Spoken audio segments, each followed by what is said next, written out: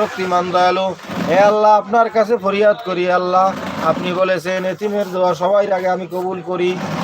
আমি এতিম মানুষ আপনার দরবারে হাত তুলেছি, হে রহমানুর রাহিম, হে সর্বশক্তিমান দয়ালু, হে আল্লাহ খালেদা জিয়ার কবরকে আপনি জান্নাতের বাগান বানিয়ে দিন।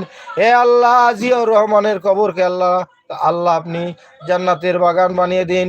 জুবাইদা রহমান, জাইমিয়া রহমান, হে আল্লাহ তারেক রহমান আমাদের নেতা, তাকে আল্লাহ আপনি সকল ধরনের বালা মুসিবত থেকে আল্লাহ আপনি হেফাজতে রাখুন, সুস্থ রাখুন, সাবধানে রাখুন, নিরাপদে রাখুন। হে আল্লাহ তারেক রহমান আগামীর প্রধানমন্ত্রী হবেন ইনশাআল্লাহ।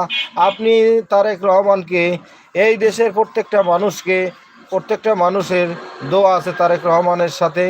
হে আল্লাহ তারেক রহমানকে আগামী দিনের প্রধানমন্ত্রী বানিয়ে দেবেন।